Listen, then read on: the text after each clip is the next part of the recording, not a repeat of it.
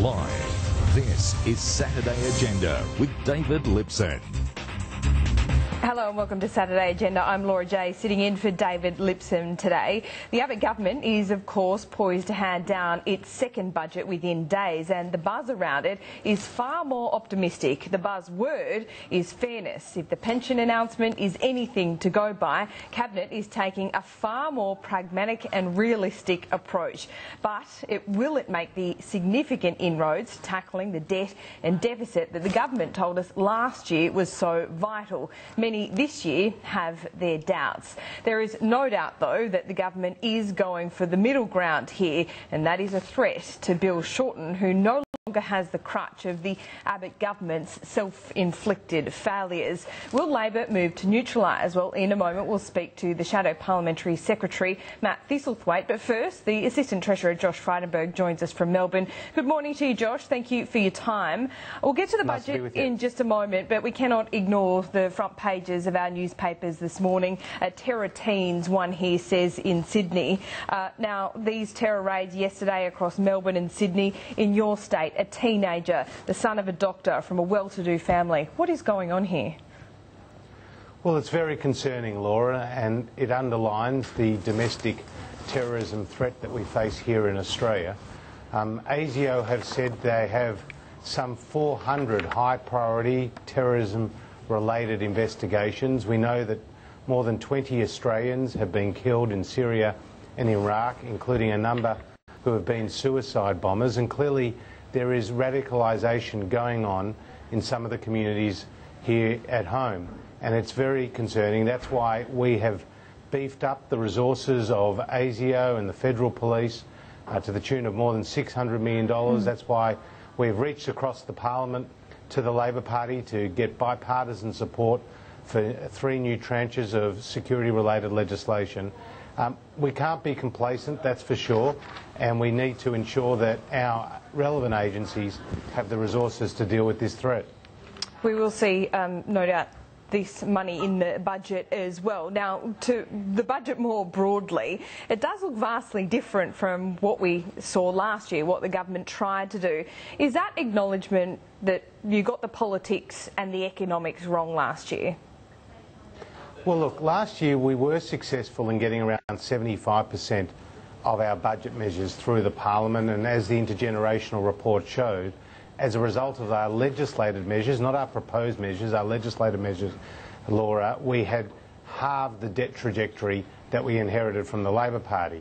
Now, there were some highly prominent budget measures which got stuck in the Senate, including the Medicare co-payment. We've dropped that, and also including the indexation changes to the pension, which we've said will also have dropped, and we've put up an alternative proposal that Scott Morrison has been talking about in the last week. So we are trying to find practical solutions to the debt problem we inherited from Labor, and we hopefully will get support this time in the Senate. So what have you done this time around? Acknowledgement that some of those big figures, yes, you point to 75% of measures didn't get through, but the fact is some of those big measures, those structural reforms didn't, and that is significant. So what changes this time around? Have you been more consultative?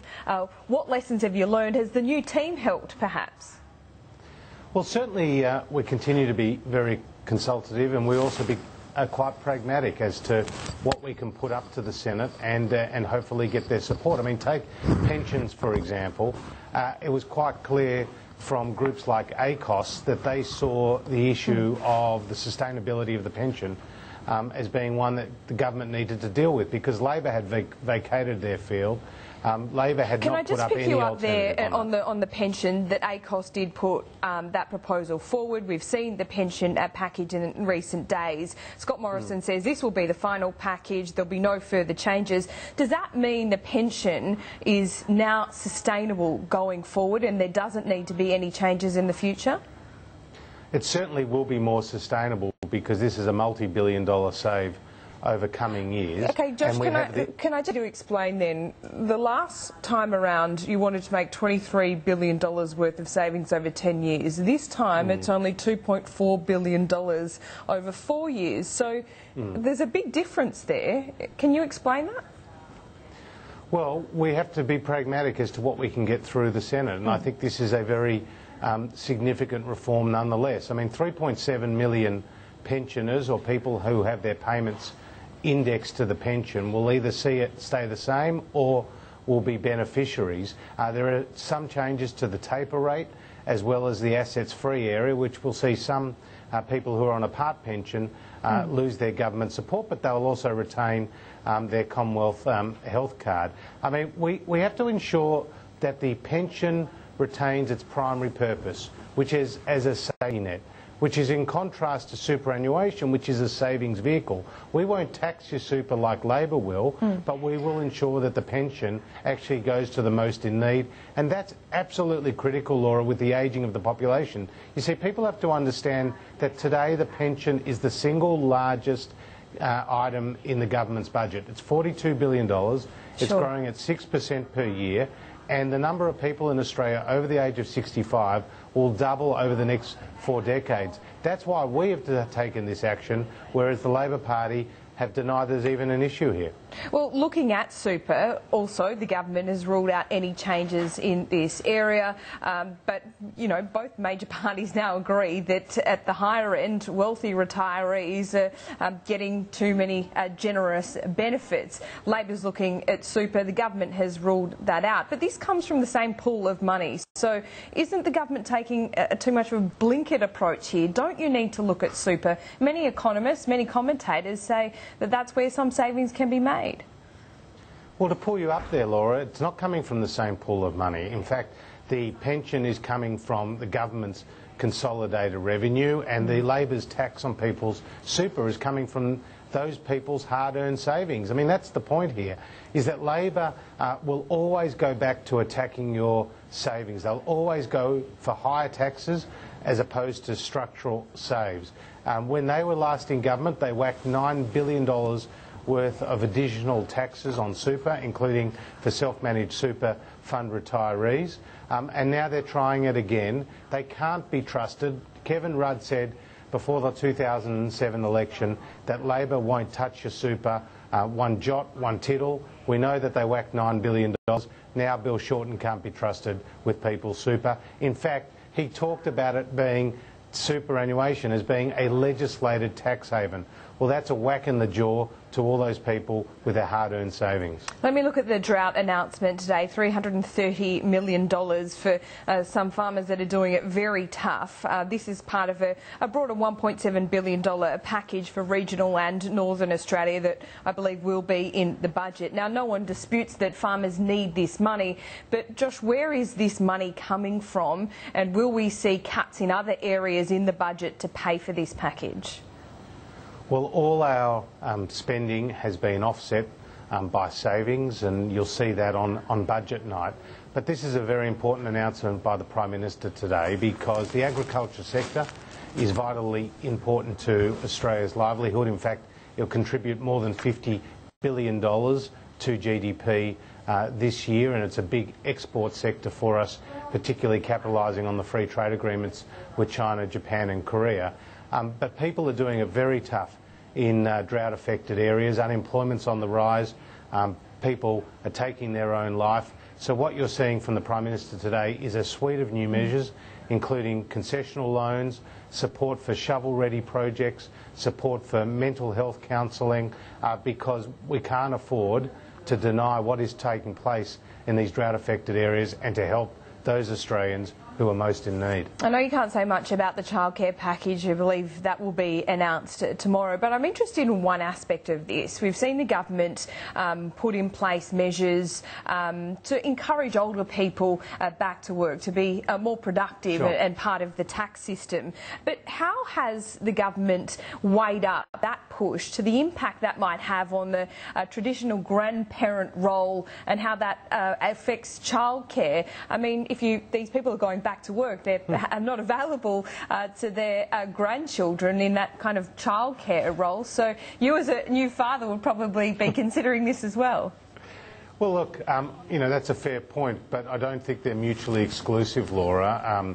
The Restart program, which is an initiative that we want to get employers to be incentivised to take on workers over the age of 50 who have been on the welfare system. They will get a $10,000 bonus. That's a good thing, and that will help get more mature age workers into the workforce, which will boost participation and boost productivity. At the other end of the spectrum, you've got childcare, which is a real challenge because the Productivity Commission said there are 165,000 parents in Australia who want to enter into the workforce but can't get affordable and accessible childcare. Now, the Productivity Commission has come up with a suite of recommendations. You'll hear us talk more about that over coming days. But the whole point of the childcare package is to get more families into work, and we think that's good for the economy and that's good for families. And I don't think that's in conflict with getting grandparents an opportunity to spend more time with their children. OK, Josh, and one final question on the UK election. A stunning result, no doubt. A surprise for everyone. No doubt you're welcoming that too. What lessons do you think the Abbott government can learn from that campaign and from that victory? No doubt you'll be leaning a little bit more heavily on Crosby Textor when the next election rolls around.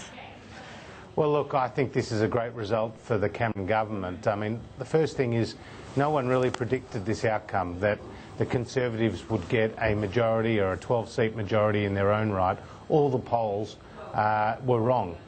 The second point is what happened here in Scotland was very interesting, because last time round Labor got 41 of the nearly 60 seats there, and the Scottish National Party only got 6 seats. This time round, the Scottish National Party got 56 out of, I think, the 59 seats in Scotland. So that's very interesting. But for us back home, the message is a government which can run the economy well will get re-elected. And that's what we are doing here in Australia, and that's what David Cameron is doing in the United Kingdom, because they've actually paid back a significant amount of their debt. They've got good economic growth, employment is on the rise, and Labor can't be trusted to unwind all that heavy lifting that the Conservatives have already done on the economy in their first term in office. A big test for you on Tuesday then, Josh Frydenberg, and I must note just finally that Peter Costello today has been very sceptical about whether a surplus can be achieved. He says debt and deficit will take decades to pay down. He's actually said today that it'll only be delivered with political courage and compelling advocacy. The Abbott government has at least lacked that latter part in recent times, hasn't it? Not at all. We took a lot of tough measures and tough decisions in last year's budget, some of which we were heavily criticised for, but we thought they were in the long-term interests of the Australian economy. You'll continue to see us take some tough decisions in Tuesday's budget, but we're also trying to ensure that the measures we announce get passed through the Senate. And Labor has completely vacated the field. Bill Shorten has only come up with 2 new taxes in his 18 months in office, no new savings measures. He's got Tanya Plibersek breathing down his neck, and he's coming under a lot of pressure, whereas we're on the rise and we're getting on with the job of strengthening the Australian economy. Assistant Treasurer Josh Frydenberg, thanks for your time this morning. Nice to be with you, Laura. And after the break, we'll be speaking to Shadow Parliamentary Secretary Matt Thistlethwaite.